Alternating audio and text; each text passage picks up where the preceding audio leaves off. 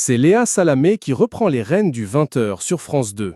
La compagne de Raphaël Glucksmann remplacera Anne-Sophie Lapix dans ce rendez-vous très attendu de la deuxième chaîne.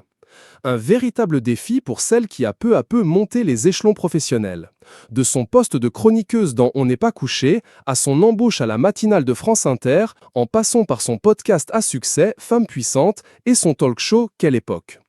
Véritable bourreau de travail apprécié du public, la journaliste de 45 ans était très convoitée. Rodolphe Saadé, le patron de BFM TV, lui faisait notamment de forts gestes du pied. Comme l'a indiqué Capital dans ses colonnes, il était prêt à mettre beaucoup d'argent sur la table pour pouvoir la compter dans ses rangs.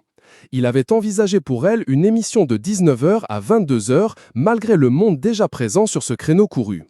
Il n'est finalement pas arrivé à ses fins. Léa Salamé a préféré accepter le 20h. Et ce, pour une raison simple, elle allait enfin pouvoir commencer à retrouver un semblant de vie normale. Voilà 10 ans qu'elle se levait en pleine nuit pour présenter la matinale à la radio aux côtés de son acolyte Nicolas Demorand. Désormais, elle n'aura plus à subir la tyrannie du réveil. Et ça n'a pas de prix. Léa ne devra plus se lever la nuit et pourra retrouver un mode de vie normal, a confié un connaisseur du PAF au journal. En effet, la remplaçante d'Anne-Sophie Lapix ne poursuivra pas la matinale.